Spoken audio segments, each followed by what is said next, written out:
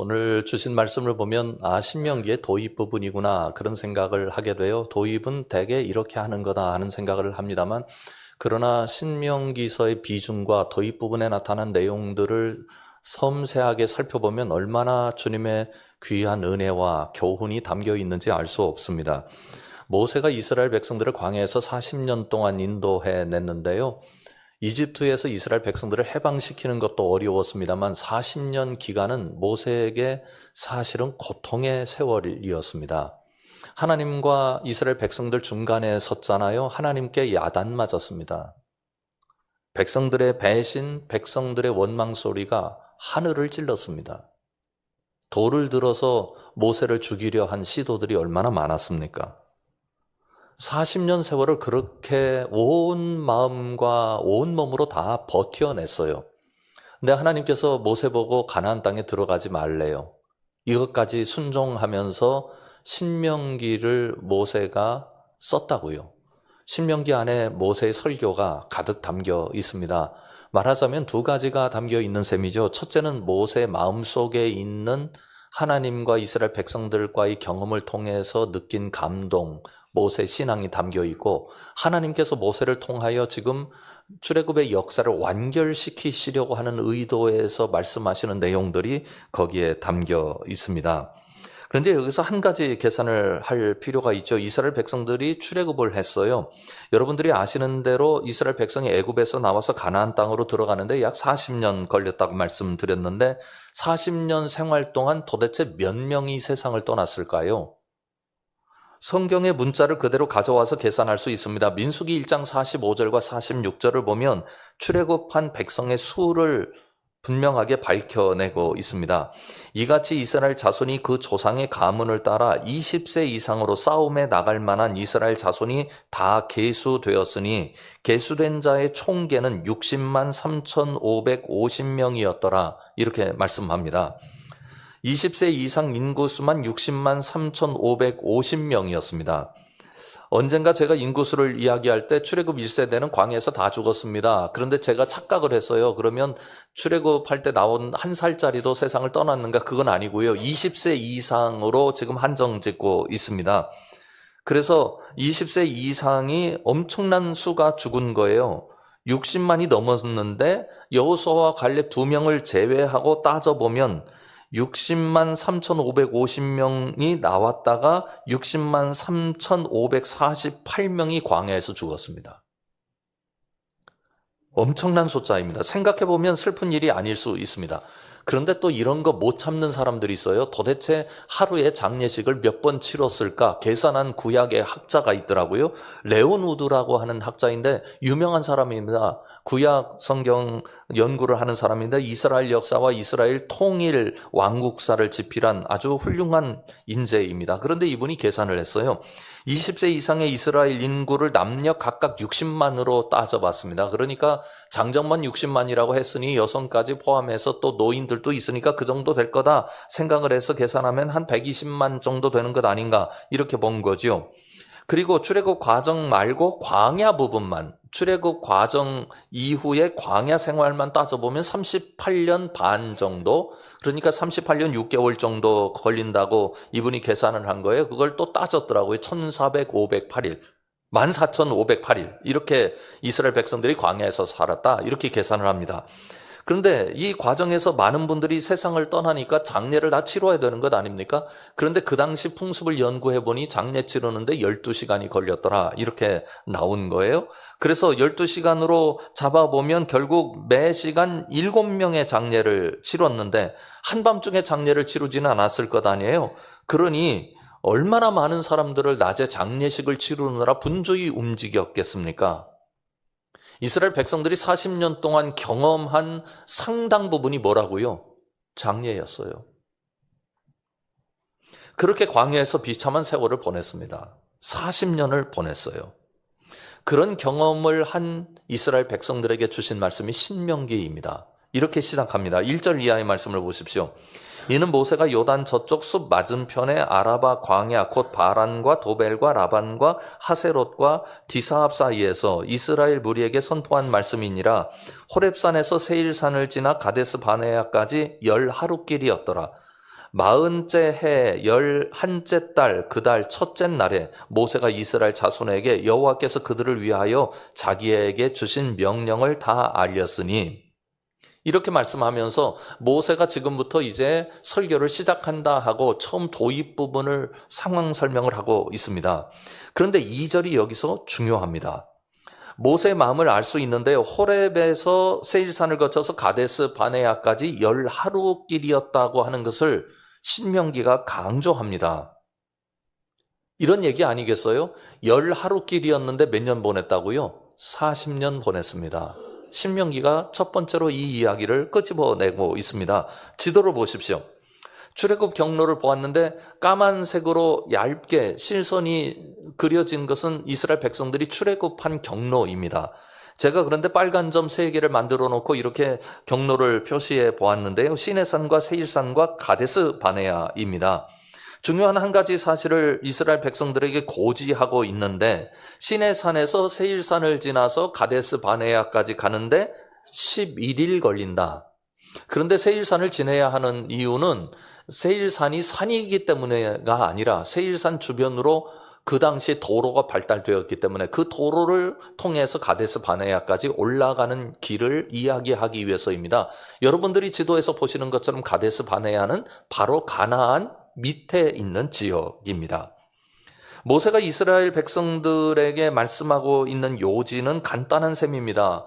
물론 도입적인 설명을 하고 있습니다만, 지금 가나안 땅을 이스라엘 백성들이 요단강 건너편에서 눈앞에 둔 상태에서 진을 치고 요단강을 건너가서 가나안 땅으로 들어가려고 하는 상황 속에서 나온 말씀 아닙니까?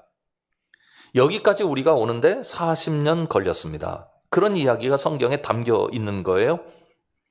여러분들의 어른들은 다 여기서 매장됐습니다. 나와 갈렙만 지금 여러분들 앞에 이렇게 생존하고 있습니다. 여호수아와 갈렙만 생존하고 있습니다. 나도 여기서 인생을 끝내게 될 것입니다. 그런데 이 소리를 왜 끄집어내고 있느냐? 신명기 1장 2절에서 우리가 잘 아는 지역명이 나타나죠. 시내산이 먼저 나타납니다. 모세가 이곳에서 하나님의 부르심을 받았습니다. 시내산의 다른 이름이 호렙산이죠. 그리고 시내산에서 또한 사건이 일어나게 됐는데 이스라엘 백성들이 나라로 부르심을 받았잖아요. 그러니까 이스라엘 백성들이 한 나라가 되어서 이집트에서 나오게 된 것입니다. 그러면 나라에는 법이 있어야 돼요. 법의 최고 수준을 가지고 있는 모법이 뭐냐면 헌법입니다. 하나님께서 이스라엘 백성들을 나라로 취급하시면서 시내산에서 헌법 제정을 하셨어요. 그리고 선포를 하셨습니다. 그러니까 이스라엘 백성들이 구체적으로 한 나라의 정체성을 가지고 출발하게 된 것이 바로 시내산입니다. 시내산까지 오는 데는 큰 문제가 없었다고요. 또 가데스 바네아가 있습니다. 가데스 바네아는 여러분들의 기억에 선명하게 남아있는 지역입니다. 왜냐하면 이스라엘 백성들이 여기서 정탐꾼을 보냈거든요. 가나안 땅에 우리가 들어갈 수 있는지 알아봐라 하고 정탐꾼을 보냈는데, 정탐꾼들의 보고에 의해서 이스라엘 백성들은 가나안 땅 점령 불가론의 결론을 내렸습니다. 들어갈 수 없다는 거예요. 그러면 도대체 이 들어갈 수 없다는 결론을 내렸던 가데스 바네아를 다시 끄집어내는 이유가 뭐냐? 10하루길이라고 강조하는 이유가 뭐냐? 이스라엘 백성들이 시내산에서 세일산을 지내서 가데스 바네아에 이르는데 11일 걸리니까 60만이 움직이려면 조금 더딜 수 있겠다. 그래서 한 달 정도 잡을 수도 있지 않겠어요? 그 기간은 얼마일지는 모르겠습니다만 적어도 40년은 아니라고요. 그런데 그렇게 올라가면 들어갈 수 있었느냐? 신명기는 못 들어간다는 얘기예요. 왜냐하면 가데스 바네아에서 정탐꾼들을 보냈을 때 그들이 우리가 얼마든지 가나안 땅에 들어갈 수 있습니다 보고를 했으면 10하루길이든 그게 아무리 들려서 잡아서 1년이든 들어갔을 겁니다. 이스라엘 백성들이 가나안 땅에 들어가지 못한 이유는 그들이 우리는 들어갈 수 없습니다라고 선언했기 때문입니다. 그러면 40년이 지난 후에 지금 다시 가나안 땅을 눈앞에 두고 있는데 우리는 들어갈 수 있는가? 그 이야기가 중요합니다. 그러면 들어가려면 결론을 뒤집어야 돼요. 가데스 바네아에서는 어떻게 결론을 했다고요? 우리는 못 들어갑니다. 그러면 40년을 지나고 난 다음에 그 다음에 가나안 땅 눈앞에 두고 요단강을 건너기만 하면 들어갈 수 있는 이 지역에서는 우리는 들어갈 수 있습니다 라고 결론을 낼 수 있겠는가 하는 겁니다. 이스라엘 백성이 모세와 함께 모압 광야에 서게 된 것은 그들이 가나안 땅을 점령할 수 있다는 결론을 가지고 있었기 때문입니다. 40년 동안 자신들의 어른들을 다 광야 땅에 묻으면서까지 여기에 온 이유는 가나안 땅에 들어가기 위함이었습니다. 그리고 요단강가에 진을 치게 된 것은 우리는 저 땅을 얼마든지 들어갈 수 있습니다. 이렇게 결론을 내렸기 때문에 거기까지 오게 된 것이라고요. 그러면 40년이 지금 지난 후에 이스라엘 백성들이 이런 결론에 어떻게 이르게 되었는가 하는 게 우리의 알아보고 싶은 과제입니다. 이스라엘 백성들이 가데스 바네아에서 가나안 땅에 들어갈 수 없다고 이야기한 근거는 힘 때문입니다. 아무리 봐도 이스라엘 백성들이 60만이 된다고는 하나 이 60만을 가지고 이미 왕국을 이룬 7개 부족이 점령하고 있는 주요 부족으로 그곳에서 생존하고 있는 그 사람들을 이길 길은 없다. 우리는 힘이 절대적으로 약하다. 힘을 비교해서 내린 결론입니다. 그러면 이스라엘 백성들이 힘을 비교해서 그런 결론을 내린 이후에 광야 40년 동안 힘이 좋아졌느냐? 우리가 지금까지 무슨 말씀을 나눴습니까? 그들의 선배님들, 출애굽할 때 20세 이상 되신 분들이 다 죽었대잖아요. 힘이 강해질 이유가 없습니다. 상황이 그렇게 되지 못했습니다. 그러니까 가데스 바네아에서 정탐꾼을 보냈을 때나 40년이 지난 이후에 이스라엘 백성들이 지금 요단강 옆에 진을 치고 있는 이때나 힘은 변한 게 없습니다. 그런데 어떻게 그런 결론을 내릴 수 있었을까요? 한 가지가 변한 겁니다. 들어갈 수 있느냐 들어갈 수 없느냐를 근거로 대는 그 요소가 변한 겁니다. 전에는 무엇이 근거였어요? 힘이었습니다. 그런데 이제 근거가 달라졌어요. 하나님의 약속입니다. 40년 동안 그들이 배운 것이 바로 이것입니다. 약속에 신실하신 하나님이 우리의 힘이다. 여러분 믿으십니까? 약속에 신실하신 하나님이 여러분의 힘인 줄 믿으시기 바랍니다. 표를 한번 보십시오. 가데스 바네아에서의 이스라엘과 모압 광야에서의 이스라엘의 중간에 40년이 걸려 있는 건데 이 40년은 허송세월이 아니었습니다. 하나님을 신뢰하는 방법을 배우는 기간이었습니다. 우리가 우리의 삶 속에서 여러 가지 경험들을 합니다. 거기서 믿음을 잃기도 하고 믿음을 얻기도 합니다. 그런데 우리의 관심은 어디에 있어야 하느냐 하면 하나님을 신뢰하는 방법을 배우는 데 있어야 합니다. 그럼 좀 과한 지불을 할 수도 있겠고 어떤 경우에는 간단한 어떤 일을 통해서 내가 그것을 배울 수도 있습니다. 하나님을 신뢰하는 방법을 배우는 일에 여러분의 비용을 지불하는 것을 아까워할 필요가 없습니다.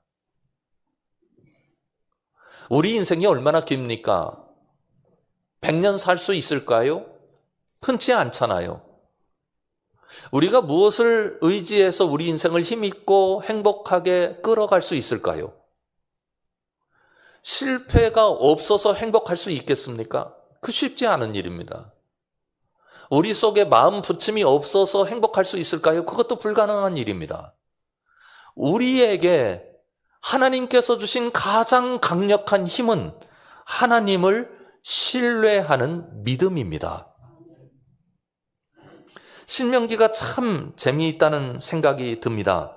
왜 그러냐면 신명기는 두 번째 주신 말씀이라는 뜻이 있잖아요. 이 신자가 납신자가 아니고 다른 뜻을 또 하나 가지고 있는데 두 신자입니다. 그래서 두 번째 명령하신 것이 신명기입니다. 말하자면 이스라엘 백성들에게 하나님께서 출애굽 이후에 여러 권의 책을 통해서 말씀하셨어요. 출애굽기, 레위기, 민수기 있잖아요. 이것을 통틀어서 가장 중요한 내용들을 끄집어냈는데 어떤 전제로 끄집어냈느냐면 이스라엘 백성들이 가나안 땅에 들어가서 행복하고 복 있게 살아갈 수 있고 평안하게 살아갈 수 있는 방법이 무엇일까? 그래서 출애굽기, 레위기, 민수기 중에서 꼭 필요한 내용들을 다 끄집어내서 신명기에 집합시켜 놓은 겁니다. 그래서 신명기에는 반복되는 말씀이 많아요. 반복이라고 하는 것은 또 이야기하신다라는 의미가 아니라 강조라는 의미를 가지고 있습니다. 그래서 이스라엘 역사를 가늠할 때 신명기가 늘 기준이 됐습니다. 한 말씀도 놓쳐서는 안 되는 말씀이죠. 그런데 여기서 이 말씀 속에서 4절을 성경이 강조하고 있습니다. 우리 4절만 한번 다 같이 읽어보겠습니다. 그때는 모세가 헤스본에 거주하는 아모리 왕 시혼을 쳐 죽이고 에드레이에서 아스다롯에 거주하는 바산 왕 옥을 쳐 죽인 후라. 아멘. 그리고 나서 이제 5절에 보면 모세가 요단 저쪽 모압 땅에서 이 율법을 설명하기 시작했더라. 그런데 율법을 설명하기 이전에 왜 이것을 강조합니까? 4절을 왜 이야기합니까? 이유가 있습니다. 이것은 가나안 점령 사건과 관계가 있기 때문입니다. 이스라엘 백성들이 가나안 땅에 들어가야 하잖아요. 그런데 이 부분에서 하나님의 놀라운 은혜를 경험하게 되는 거죠. 가나안 땅은 힘센 민족이 거주하는 지역이라서 이스라엘 백성들에게 여전히 두려움이 있습니다. 전에 못 들어간다고 결론을 냈던 땅 아닙니까? 그런데 40년이 지나면서 하나님을 신뢰하는 방법을 배웠지만 여러분들도 현실적으로 그런 경험들이 있잖아요. 나 하나님 믿어요. 하나님께서 나를 붙잡아 주시는 거 믿어요. 그런데 일이 터지면 그것과는 달리 이것은 여전히 우리에게 걱정과 근심거리로 작용한다고요. 그래서 내가 믿음이 흔들리는 건 아닌가 그런 생각을 하게 되는 거죠. 이스라엘 백성들도 똑같은 상황입니다. 우리가 광야에서 하나님을 신뢰하는 방법을 배웠습니다. 그런데 가나안 땅에 들어가는 것은 우리에게 여전히 두려운 일입니다 하는 생각이 있을 수 있다고요. 그래서 4절을 말씀하고 있는 겁니다. 4절 다시 한번 보실까요? 그때는 모세가 헤스본에 거주하는 아모리 왕 시혼을 쳐 죽이고 에드레이에서 아스다롯에 거주하는 바산 왕 옥을 쳐 죽인 후라. 여호수아만 전쟁을 한 게 아닙니다. 모세도 전쟁을 했습니다. 한번 지도를 보십시오. 갈릴리 호수도 보이고 사해 바다도 보입니다. 요단강 동편 지도인데요.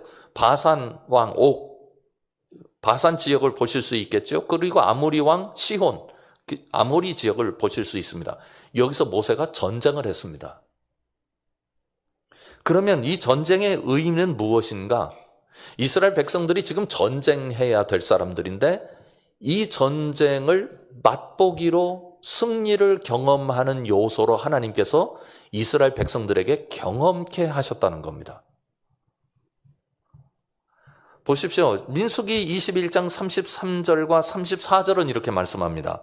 그들이 돌이켜 바산 길로 올라가매 바산 왕 옥이 그의 백성을 다 거느리고 나와서 그들을 맞아 에드레이에서 싸우려 하는지라. 여호와께서 모세에게 이르시되 그를 두려워하지 말라.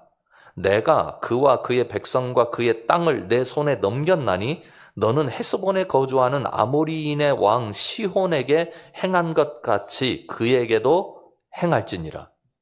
여기서 하나님께서 이스라엘 백성들이 갖길 원하는 좌표를 설명하십니다. 모세에게 하나님께서 수없이 하신 말씀 중에 두려워하지 말라는 말씀이었어요. 모세는 두려워하지 말라는 하나님의 말씀을 듣고 시내산에서 출발했습니다. 여호수아, 모세 이후의 지도자에게도 하나님께서 나타나셔서 첫 번째 하신 말씀이 두려워하지 말라는 겁니다. 가나안 땅에 들어가는 일은 두려운 일이니까요. 그런데 두려워하지 말라고 말씀만 하신 게 아니라 두려워하지 않을 수 있는 경험을 이스라엘 백성들이 하게 만드신 겁니다. 이것이 바산과 아모리 사람들과 전쟁에서 이기게 하신 사건입니다. 요단강을 건너가는 것도 두려운 일이고 가나안 땅을 점령하는 일도 두려운 일인데 봐라.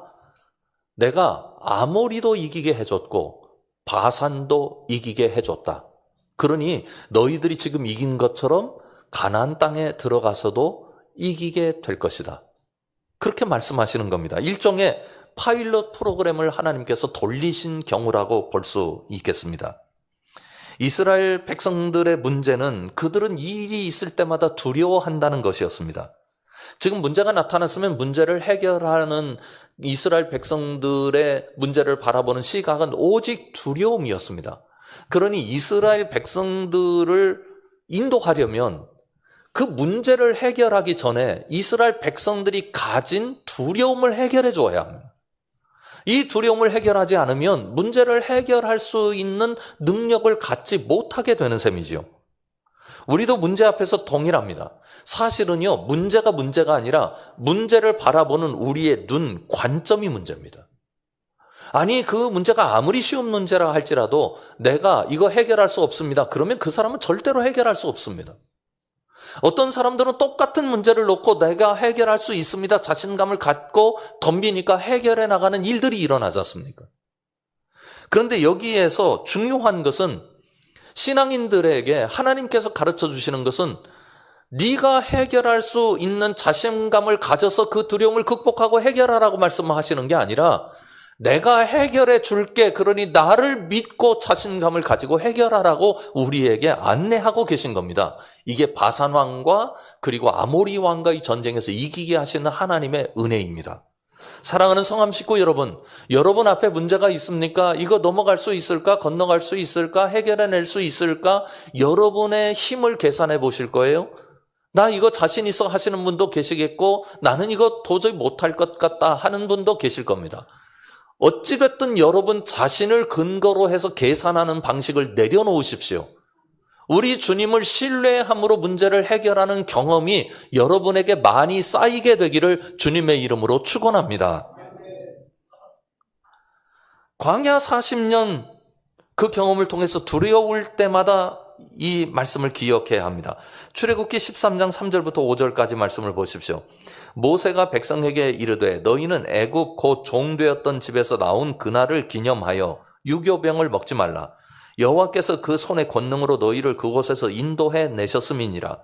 아비볼 이날에 너희가 나왔으니 여호와께서 너를 인도하여 가나안 사람과 헷 사람과 아모리 사람과 히위 사람과 여부스 사람의 땅 곧 내게 주시려고 내 조상들에게 맹세하신 바 젖과 꿀이 흐르는 땅에 이르게 하시거든. 너는 이달에 이 예식을 지켜 이래 동안 무교병을 먹고 일곱째 날에는 여호와께 절기를 지키라. 이게 얼마나 재밌는 얘기인지 아세요? 이스라엘 백성들이 지금 가나안 땅에 들어가지 않았어요. 유월절을 경험했다고요. 그런데 이 유월절을 어디서 지키라고 하나님께서 말씀하시는 거예요? 가나안 땅에. 안 들어가고는 어떻게 이 유월절을 지킵니까? 만약에 하나님께서 가나안 땅에 들어가게 하실 게 아니면, 그걸 보장해 주시지 않으시면 죄송합니다만 하나님은 사기꾼입니다. 되지도 않을 일을 미리 걱정해서 거기 가서 지켜라. 들어갈지도 모르고 안 들어갈지도 모르는데 거기 가서 지켜라. 그렇게 하나님께서 말씀하신다면 그건 하나님은 사기꾼입니다. 하나님께서 그 말씀을 하신 데는 이스라엘 백성들이 가나안 땅에 어떻게 한다? 들어간다를 전제하시는 겁니다. 그러니까 이스라엘 백성들은 아직 가나안 땅에 들어갔지 않았지만 하나님의 말씀을 신뢰하면 가나안 땅에 들어간 것과 똑같은 겁니다. 이스라엘 백성들이 걱정할 일은 가나안 땅에 들어가는 게 아니라 거기서 유월절을 지키는 것을 걱정해야 한다고 말씀하시는 겁니다.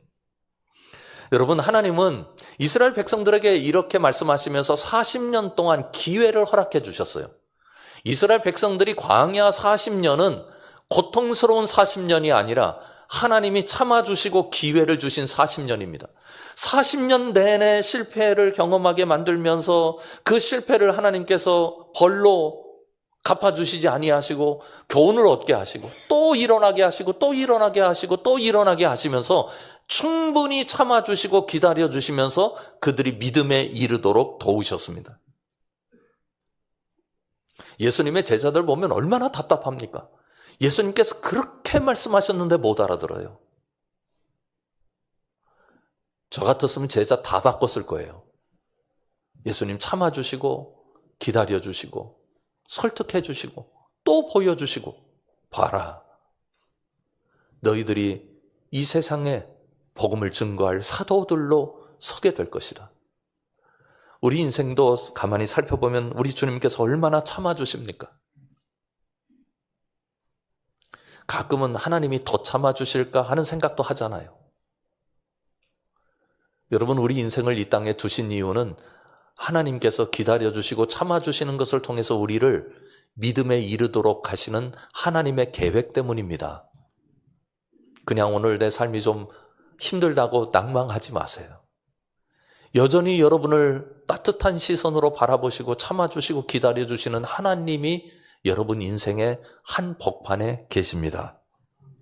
로마서 8장 32절 우리가 잘 아는 말씀인데 이렇게 말씀하잖아요. 자기 아들을 아끼지 아니하시고 우리 모든 사람을 위하여 내주신 이가 어찌 그 아들과 함께 모든 것을 우리에게 주시지 아니하겠느냐. 이 모든 것에는 여러분의 인생 전체 문제가 다 담겨 있어요. 아들 줬는데 그 문제 그거 내가 다루지 않겠느냐 말씀하고 계십니다. 그래서 모세는 이렇게 담대하게 말씀하죠. 6절부터 8절까지 말씀입니다. 우리 하나님 여호와께서 호렙산에서 우리에게 말씀하여 이르시기를 너희가 이 산에 거주한 지 오래니 방향을 돌려 행진하여 아모리 족속의 산지로 가고 그 근방 곳곳으로 가고 아라바와 산지와 평지와 네겝과 해변과 가나안 족속의 땅과 레바논과 큰 강 유브라데까지 가라. 내가 너희의 조상 아브라함과 이삭과 야곱에게 맹세하여 그들과 그들의 후손에게 주리라 한 땅이 너희 앞에 있으니 들어가서 그 땅을 차지할지니라. 나는 못 가지만 너희는 차지할 수 있다. 큰 땅을 우리 하나님께서 조상들에게 약속해 주셨고 그 약속을 지키신다. 그런데 여기에 1절부터 8절까지 말씀에 두 번 나타나는 중요한 단어가 하나 있습니다. 맹세하여입니다. 하나님께서 이스라엘의 조상들에게 맹세하셨어요. 우리가 맹세한 게 아니에요. 이스라엘의 조상들이 맹세한 게 아니에요. 하나님께서 맹세하셨어요. 가나안 땅을 주시겠다고요. 그래서 모세로 하여금 40년간 이스라엘 백성들을 이끌고 경험하게 하시고 전쟁에서 승리하는 것을 맛보게 하셔서 친절하게 하나님은 가나안 땅까지 이스라엘 백성들을 끌고 들어가신 것입니다. 이스라엘이 한 일은 하나입니다. 가나안 점령을 하나님께 맡기고 그냥 따라가는 거예요. 이스라엘이 요단강을 건너고 가나안 땅을 점령한 결과로 이스라엘에게 믿음이 생기는 것이 아닙니다. 오히려 믿음이 이스라엘로 요단강을 건너게 하고 가나안 땅에 들어가게 했습니다. 믿음은 결과가 아닙니다. 믿음은 결과로 가게 하는 힘입니다. 사랑하는 성감 식구 여러분, 여러분에게 이 믿음의 좌표가 제대로 세워져서 여러분 인생길에서 이 좌표가 바로미터가 되어서 여러분을 승리의 길로 이끄시는 복을 누릴 수 있기를 주님의 이름으로 축원합니다. 기도하겠습니다. 하나님, 40년의 세월이 긴 세월 같았지만 이스라엘 백성들은 하나님을 배웠고 가나안 땅을 점령하는 그 엄청난 과제로부터 승리할 수 있었습니다. 아버지 하나님께서 오늘 또 우리를 가르쳐 주시는 줄 믿습니다. 하나님을 신뢰하는 길로 안내해 주시는 줄 믿습니다. 우리 인생의 처지가 어찌 되었든 그렇게 인도하시는 하나님의 손을 우리가 꼭 붙들 수 있도록 역사하여 주시옵소서. 예수님 이름으로 간절히 기도드립니다. 아멘. 우리 인생길이 때로는 더딜 때가 있습니다. 또 뭔가 가로막혀서 더 이상 못 가나 싶은 염려가 있을 때도 있습니다. 그런데요, 그때 눈을 들어서 여러분들을 바라보시는 주님의 그 사랑, 약속을 꼭 지켜주시는 주님의 은혜를 기억하시기 바랍니다. 지금은 우리 주 예수 그리스도의 은혜와 하나님 아버지의 놀라우신 사랑하심과 성령 하나님의 함께 하심이 우리 속에 부침이 있지만 그 부침을 넘어서게 하시는 하나님의 은혜가 있는 것을 깨닫고 주님을 신뢰하며 견고하게 붙들고 나아가기로 다짐하는 주의 사랑하는 모든 백성들 위해 지금부터 영원까지 함께 계시기를 간절히 축원하옵나이다. 아멘.